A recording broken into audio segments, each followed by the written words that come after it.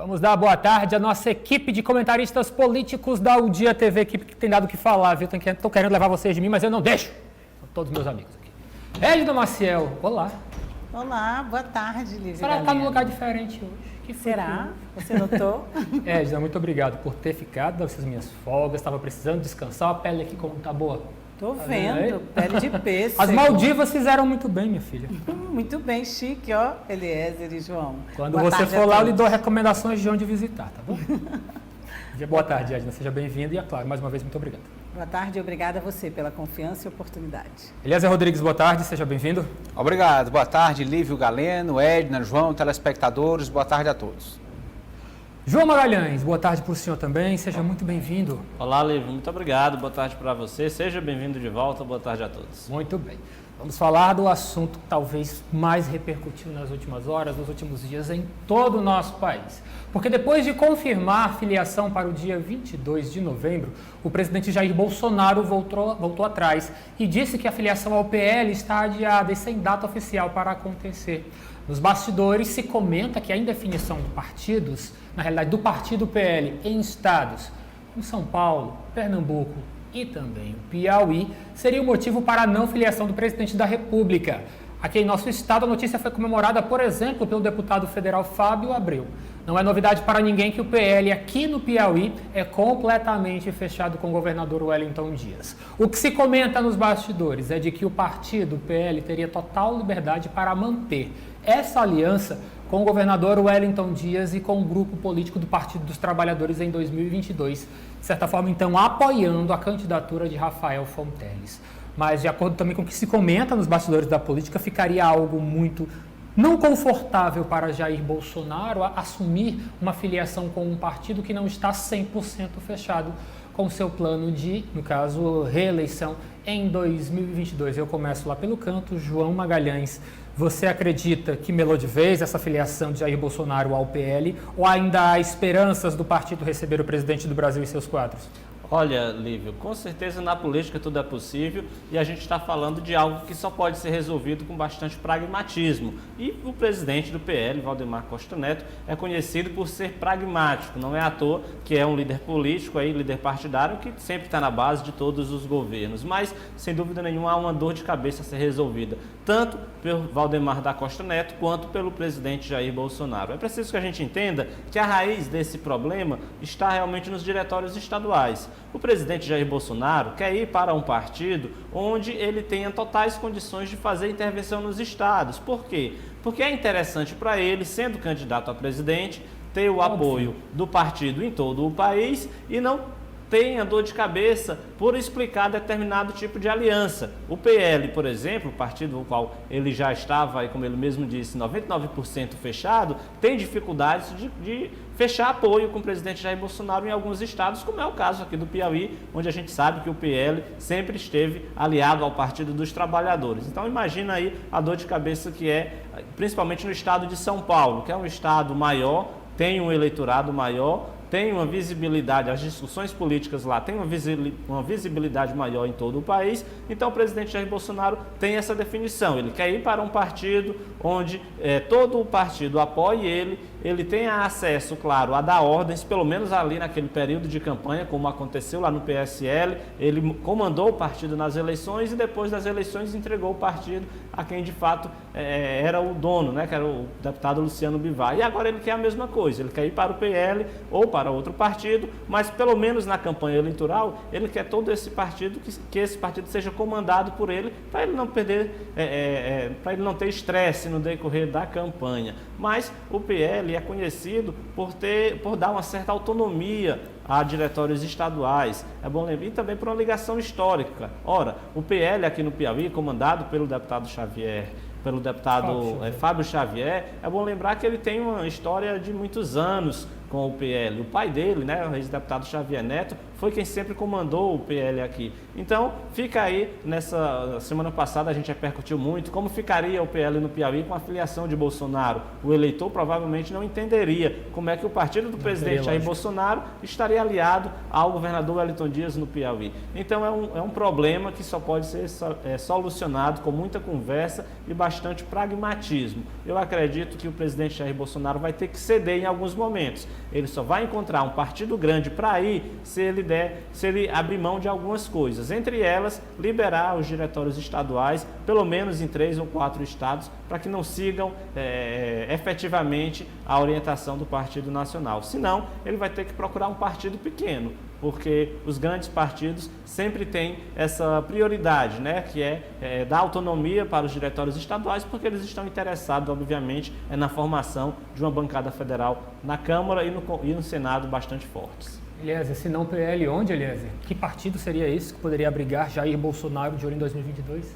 Boa pergunta, Lívio Galeno. O ideal mesmo seria o presidente ter criado o seu próprio partido. Até ensaiou essa tentativa, o Aliança pelo Brasil, não conseguiu, não obteve êxito aí na construção, no recolhimento das assinaturas aí que são obrigatórias pela Justiça Eleitoral para se formalizar uma chapa, uma nova sigla, mas aí agora o presidente se vê nessa celeuma, uma situação difícil de ser administrada. Por quê? Nós estamos falando de um presidente que tem direito de buscar a reeleição e precisa de uma sigla forte, consolidada, bastante descentralizada.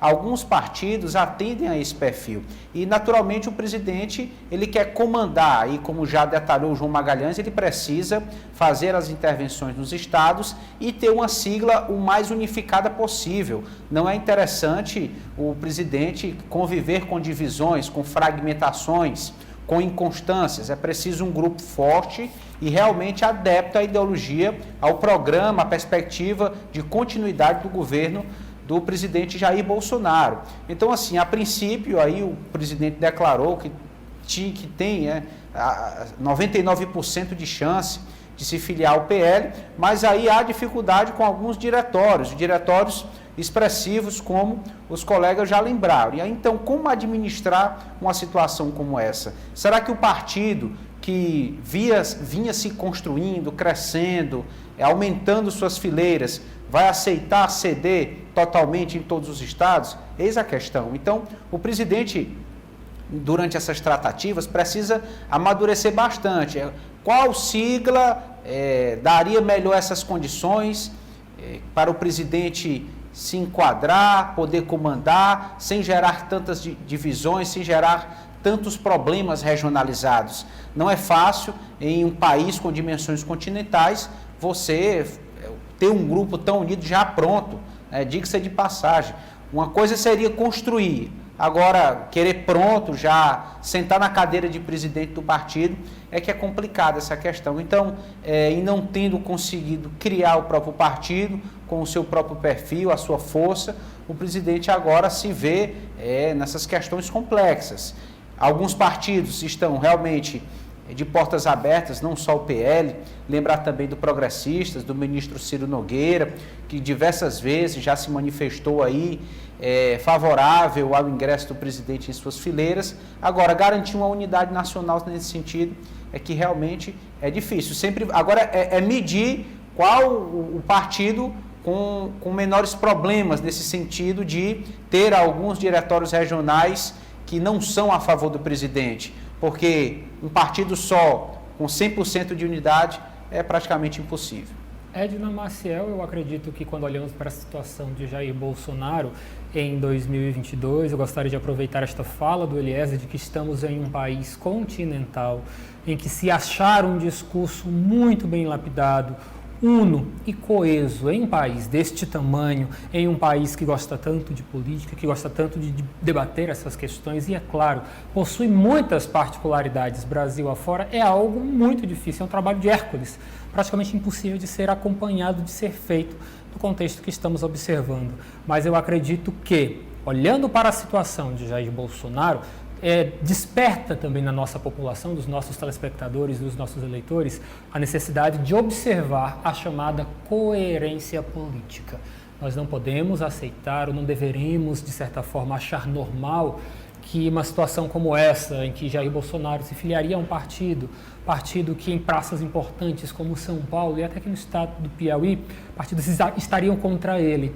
É necessário, antes de tudo, olhar e valorizar como os nossos entes políticos constroem a coerência político-partidária, hein, Edna? Sim, muito se fala também, além da coerência política visar o ideal político de cada um, os interesses de cada um, há que se ver uma situação sui generis, há que se ver que nós temos também, Lívio, pouco tempo, embora a gente avalie que já está todo mundo em campanha e que 22 está bem aí, a gente sabe que sim, mas ainda há um grande tempo. Então, será que o presidente não está sendo comedido, já que ele mesmo, aí nós vimos nas análises políticas e nos bastidores, que ele colocou, que ele tem que ver ponto a ponto, que existem ainda muitas coisas que não batem, né? Esse exemplo esse do Piauí é só um exemplo. São Paulo é a cidade, é a referência, são os votos que podem vir. Como bem João colocou, João Magalhães, temos aí o interesse na Câmara Federal, temos o interesse de passar os projetos também. O presidente tem que ver muito além. O que não é bom nessa história é porque também foi colocada uma data. Então, criou-se uma expectativa. Verdade. Né? Existiu uma data marcada, dia 22. Então, numa conversa, numa divulgação de troca de mensagens, surge essa nova notícia de que o presidente ainda vai repensar. Alguns, como a gente sabe, em política não se pode dizer nunca, não se pode dizer que não vai acontecer, mas é muito difícil, creio eu, não sei vocês, colegas, de que realmente o presidente Bolsonaro volte atrás na questão do PL. Então, o que ele coloca, ele mesmo coloca, é que ele ainda tem que ver o que há em comum realmente. E se ele vai ter prejuízo nas próximas eleições com essa filiação, é lógico que ele não vai entrar nessa barca furada, né? Agora, é como Eliezer disse, o melhor seria mesmo que ele tivesse criado, tentou até, o próprio partido, porque nós conhecemos o perfil do presidente, né? E ele quer ser o protagonista, é ele que quer coordenar. E é muito difícil, como você colocou, num país continental, num país em que dentro dos grandes partidos nós vemos as divisões dentro dos próprios partidos, né, as correntes. Então, como é que a gente vai querer um pensamento único, uma forma única e em comum à maioria? Vão ter sim as divisões. Acho que o presidente já viu que ele vai ter que ceder mesmo, Lívio. Né? Independente do partido que ele escolher, ele vai ter que ceder para que ele não tenha mais prejuízo. Acredito, só para concluir o meu pensamento sobre o assunto, que a tese mais provável é de que o presidente Jair Bolsonaro acabe procurando um partido pequeno. Porque só uma sigla menor, que não tenha tanta presença em todos os estados, deve ter essa coerência, como o Lívio falou. Porque imagina-se que até o Progressistas, por exemplo, ou qualquer outro partido do Centrão, eles são divididos. Normalmente, esses partidos do Centrão, eles estão onde está o poder. Então, se lá no Nordeste o poder está com o Partido dos Trabalhadores, há uma tendência do PL e de outros partidos do Centrão estarem com o PT. Lá em São Paulo, é o PSDB de João Dória. Então, esses partidos são aliados lá do PSDB. Se no Sul é outra sigla, esses partidos do Centrão também estão lá junto com o poder. É uma questão da política atual, né? O Arthur do Podemos falava agora há pouco dessa questão ideológica, então é um sintoma bem claro na política atual. Então, como esses partidos do Centrão sempre estão junto com o poder, dificilmente eles vão olhar para essa bandeira partidária, para essa cor, se é de direita ou se é de esquerda. Portanto, o presidente Jair Bolsonaro, para encontrar um partido que aceite ceder toda a sua estrutura para ele e não enfrentar problemas, resistência em nenhum estado, provavelmente será um partido pequeno, como ocorreu lá em 2018 com o PSL, que na época era um partido pequeno e cresceu com a onda de Jair Bolsonaro em 2018. Mas nesse contexto é importante também lembrarmos que, de certa forma, o partido que neste exato momento mais se adaptaria, mais se adaptaria a essas características de poder ideológica de Jair Bolsonaro seria o Patriota, partido que, de certa forma, já mostrou essa disponibilidade de receber em seus quadros o presidente do Brasil, mas que também viu um entrave muito forte na chegada dos filhos de Jair Bolsonaro ao Patriota e também, é claro, dessa situação de que Jair Bolsonaro estaria nessa condição de ter em todas as suas mãos a questão das articulações políticas. De certa forma, é algo muito difícil de se organizar, visto que o Patriota já é uma sigla que tem sua história, que, de certa forma, por mais que se aproxime de Bolsonaro, tem também as suas ideologias, as formas de pensar a política, a forma de pensar a sociedade. Vamos aguardar, verdadeiramente aguardar qual deve ser o destino do presidente do Brasil, lembrando que ele ainda tem tempo. Até março, não é isso, João? Sim, na janela. 6 meses antes das eleições. Né? Então, ele tem tempo, de certa forma, ainda pode escolher com mais calma qual partido vai se filiar. Ainda falando sobre essa questão nacional da política, o vereador Aloysio Sampaio, que também é presidente do PP aqui de Teresina, avaliou para a gente o desempenho de Ciro Nogueira à frente do Ministério da Casa Civil. O vereador também comenta para a gente a possibilidade do piauiense ser vice em uma chapa com Jair Bolsonaro na recondução ao Palácio do Planalto. Vamos acompanhar o que ele disse sobre esses assuntos e daqui a pouco trazemos o discurso, o debate para os nossos estúdios. No ar. Não é tratado internamente no progressista, mas se isso ocorrer, eu acho que o estado do Piauí acaba ganhando muito prestígio, né? Porque nós sabemos que o senador Ciro Nogueira é uma maior liderança de expressão hoje do nosso estado e hoje é o chefe da Casa Civil e tem todas as credenciais para ocupar qualquer cargo que possa ser colocado a nível nacional. Até porque, talvez, eu acho que o cargo mais importante, com exceção do presidente hoje, é o cargo de ministro-chefe da Casa Civil, que é o coordenador de todos os outros ministérios. Então, fazer parte dessa chapa futura para 2022, eu acho que é apenas um resultado desse grande trabalho. Nós tivemos agora aqui uma vitória, e eu vi pela imprensa nacional que o senador Ciro acertou em cheio o placar. Então, mostra que a capacidade do senador Ciro na articulação política, né, na sustentação do governo Bolsonaro e corroborando com aquele discurso que o senador colocou, que o senador ia ser um amortecedor.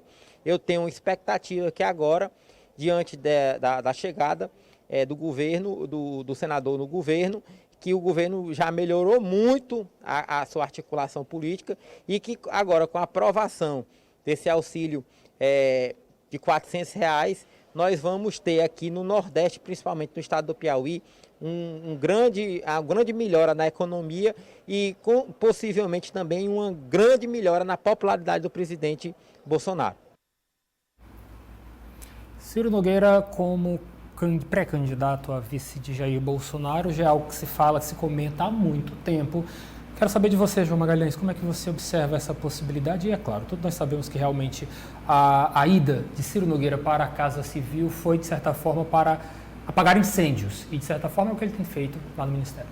Ele foi para ser o amortecedor do governo, como ele mesmo disse na sua solenidade de posse, e tem, de fato, ajudado o governo a, pelo menos, não sofrer grandes prejuízos no relacionamento com a Câmara e com o Senado. Com certeza, o senador Ciro Nogueira e o ministro Ciro Nogueira têm cumprido esse papel de ter ajudado. A gente sabe que o governo federal nunca teve uma boa articulação junto ao Congresso, mas com a chegada do senador Ciro Nogueira, esse relacionamento, essa interlocução melhorou muito. Tanto é o próprio comportamento, é perceptível no comportamento do presidente da Câmara, Arthur Lira, que de fato tem um jogo combinado, vamos dizer assim, porque fala a mesma língua do ministro Ciro Nogueira. Agora, para que essa interlocução impulsione o ministro até que ele vire, de fato, um pré-candidato a vice-presidente, isso tem algumas diferenças e passam, com certeza, pela estratégia de Jair Bolsonaro para as eleições de 2022.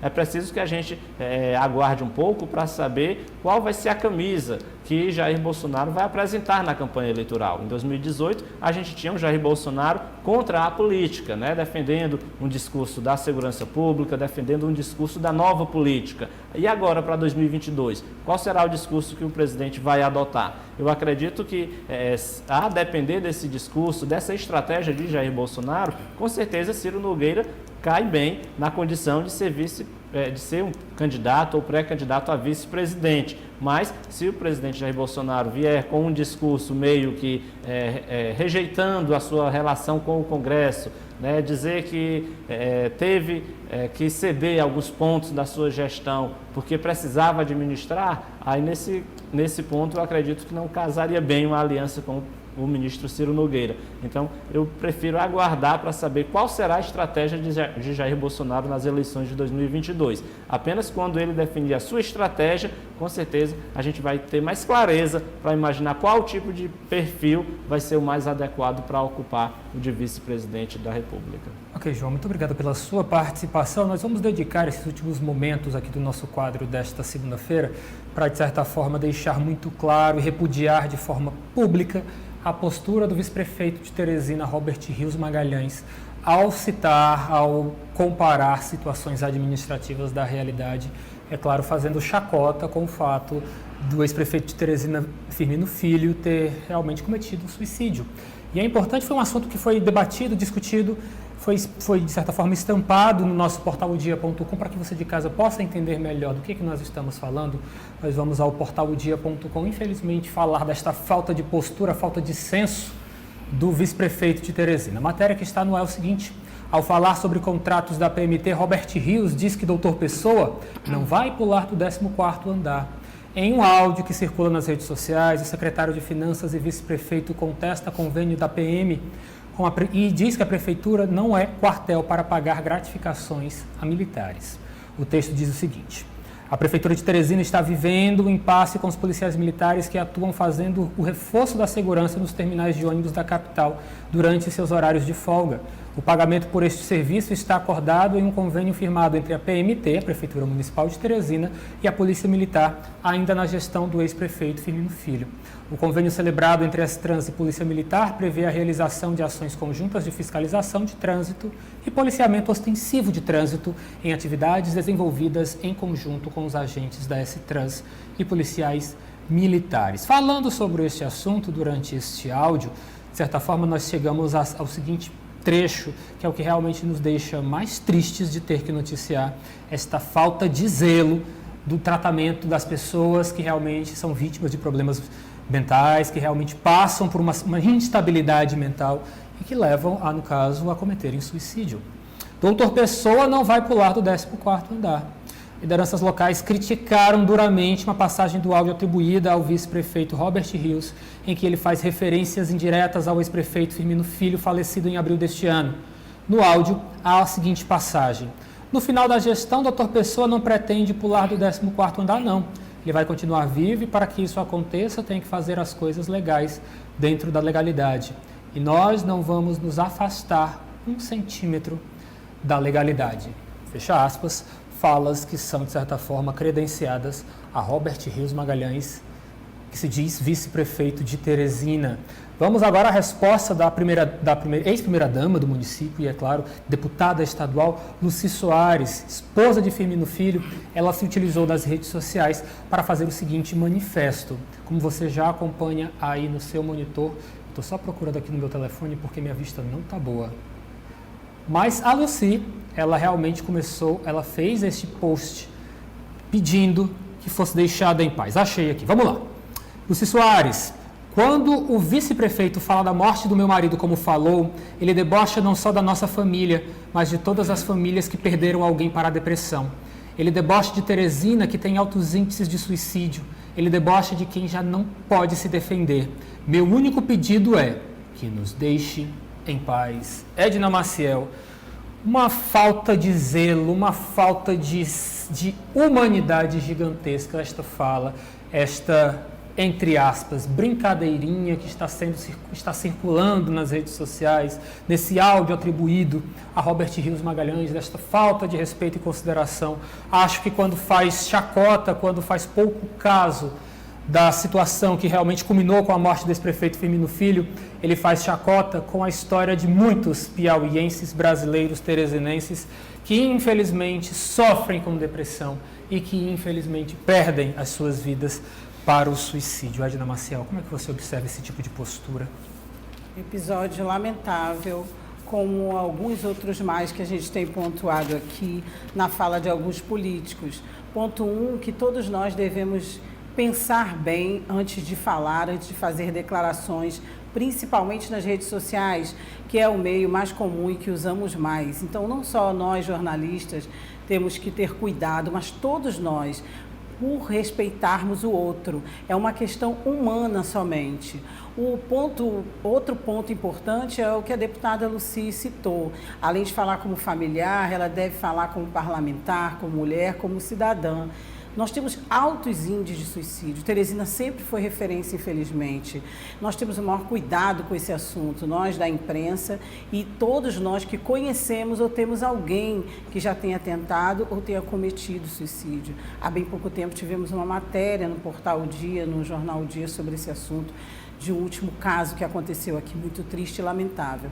O que se espera de um gestor, o que se espera de um político, de um pai, de uma pessoa que tem família, de um cidadão, é que ele respeite as outras pessoas. E se faz referência a uma gestão, também temos que fazer com todo respeito.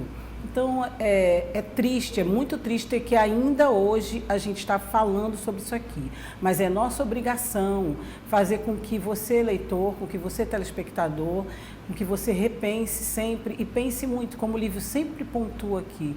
A população, em cima de tudo que a gente noticia, do que fala, deve observar bem quem você elege, quem você apoia, quem você bate palmas e quem você critica.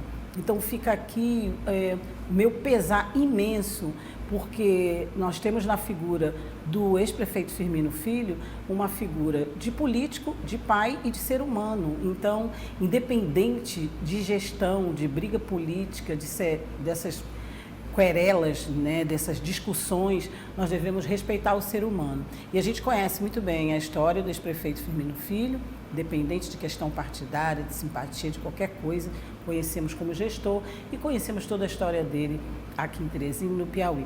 Então, fica mesmo o meu pesar e assim, a minha indignação diante de ainda ter que abordar esse tipo de questão. É um nó na garganta que eu sinto, Edna Maciel, porque nós estamos diante, Firmino Filho, desde que realmente nos deixou, realmente parte e carrega consigo a história de muitas outras pessoas que sofreram, que sofrem com depressão, que infelizmente tiveram este ato. A família de Firmino Filho não é apenas uma família, mas é uma família que representa várias outras que sofrem as consequências desse tipo de atitude que realmente deixa muitas dores, deixa muitos questionamentos. E o que nós observamos, Eliezer, é que a nossa política, infelizmente, principalmente quando se vem do Palácio da Cidade da atual gestão, está cada vez mais confundida com uma falta de respeito, uma falta de humanidade gigantesca. Decoro não é uma palavra de conhecimento de pessoas, no caso estamos diante de um médico que é prefeito e de um vice-prefeito que é ex-delegado de Polícia Federal. Decoro ele não sabe o que é, respeito pela memória de pessoas ele também não sabe o que é. Ele ataca empresários, ele ataca ex-gestores, ex-prefeitos com uma carga de chacota que realmente envergonha quem é teresinense, que tem que dizer que de certa forma é administrado por uma pessoa que não sabe diferenciar o respeito por uma pessoa que já morreu com o respeito necessário para ex-gestores. Falta de decoro, falta de respeito, falta de humanidade, falta de educação. Robert Rios Magalhães não tem nem educação quando abre a boca, beleza? Lamentável, Lívia, é até difícil comentar algo que saiu da boca de um homem público com essas expressões, né? Eu aprendi, como profissional da comunicação, que nós temos que medir muito bem as nossas palavras. Isso vale muito mais aos gestores públicos, a essas pessoas que em algum momento precisam se pronunciar, dar uma satisfação. Esta comparação feita pelo vice-prefeito foi extremamente infeliz. Quem garante que o que aconteceu com o ex-prefeito Firmino Filho foi resultado de insucessos na sua gestão? A própria Justiça decretou o sigilo das investigações, do trabalho que a polícia fez acerca da apuração do fato. Então não há margem para especulações. Ninguém pode fazer uma afirmação absurda, desumana como essa. Então, eu acredito que o momento é de se solidarizar. A população é sábia, entende, é sensível, não aceita esse tipo de situação. Então, aqui, junto com a deputada Lucy, eu reforço a solidariedade às pessoas com depressão, aos familiares de pessoas que têm casos de depressão na família, as pessoas que já viveram perdas irreparáveis por conta da depressão, enfim. É o momento de se refletir mais, de se valorizar mais a vida, de não abrir espaços para expressões tão odientas, tão irresponsáveis e inconsequentes como essas. Esse é o perfil arrogante, prepotente do vice-prefeito Robert Rios. Eu acredito que em algum momento a população vai ter novas oportunidades de julgar, de se deparar com essas situações e ter uma reação à altura, de reprovar, de não aceitar realmente que gestão pública se faça dessa forma, com ofensas, com falta de respeito, se menosprezando doenças sérias que trazem sofrimento à nossa população. Então, que o povo seja o juiz dessa situação. Lembrando mais uma vez de quando entra para a história, Firmino Filho não passa a representar apenas a história da família dele, a história da gestão, a história do partido ao qual ele foi filiado, por conta de todo esse contexto histórico que realmente tirou ele do convívio dos teresinenses. Ele passa a representar toda uma nação que realmente sofre com a doença, ou a depressão, que sofre realmente com as instabilidades emocionais. Firmino Filho passa a representar muito mais do que apenas ele e a história dele. Por isso, merece respeito, porque quando se fala mal, quando se denigre a imagem pessoal de Firmino Filho e os motivos que o levaram, que não nos cabe realmente ficar aqui perdendo tempo julgando, ele representa muito mais uma nação que sofre com depressão e de que, infelizmente, toma esse tipo de decisões que nos fazem refletir e pensar. Mas se nós precisamos refletir e pensar, João Magalhães, os gestores públicos também, porque eles são gestores públicos. Parece que não caiu a ficha na cabeça das pessoas que estão à frente da Prefeitura de Teresina. Eles não estão mais apenas criticando de fora. Hoje, eles são a gestão. Eles precisam ter postura, eles precisam ter educação, eles precisam ter decoro, João Magalhães. Sim, essas palavras são de uma insensibilidade muito grande. Praticamente você tripudiar sobre o sofrimento, não só de uma família, mas, como você bem disse, de todas as famílias que passam por esse problema, que infelizmente é de saúde pública, porque diante do tamanho do número de casos que a gente tem na nossa sociedade, que é essas questões relacionadas à saúde mental. Agora, as palavras do vice-prefeito, elas são de uma brutalidade, de uma falta de humanidade tão grande, que com certeza não precisava nem a imprensa repercutir. É uma agressão tão gratuita e covarde, porque é feita a quem não está mais aqui para se defender, que com certeza, se o prefeito de Teresina tivesse uma humanidade, tivesse respeito pelo cargo que ocupa, ele mesmo viria a público repudiar as palavras de seu vice, dizendo que não concordava. O silêncio, ele dá essa versão de que se você fica em silêncio é porque você concorda. E é aí onde a gente fica cada vez mais chocado. Do vice-prefeito a gente nem espera um pedido de desculpas, porque isso ele já faz. Atacar as pessoas, ele já faz isso há muito tempo. Mas a gente fica muito abalado enquanto cidadão quando observa que os nossos gestores públicos não se comportam nem como seres humanos que merecem respeito, porque certamente quem desrespeita, quem não está mais aqui para se defender, quem ataca de forma covarde o que aconteceu, enfim, diante desse fatídico, 6 de abril, que eu acredito que é uma data que o doutor Teresina se lembra, com certeza isso diz muito sobre o momento truculento e ruim que a cidade de Teresina vivencia. Nossos gestores públicos, infelizmente, não têm respeito e aparentemente nem a humanidade suficiente para lidar, para ocupar com esse cargo que lida diretamente com a vida de toda a população. Muito bem, João. Muito obrigado pela sua participação. Boa tarde para você, bom feriado e hasta amanhã. Boa tarde, Lívia. Boa tarde, Edna, Eliezer Rodrigues. Boa tarde a todos. Tchau, Eliezer. Obrigado. Boa tarde. Boa tarde aos colegas, telespectadores. Até amanhã. Edna Maciel, boa tarde para a senhorita também. Boa tarde a você, a todos os colegas e a nossa audiência. Política do dia.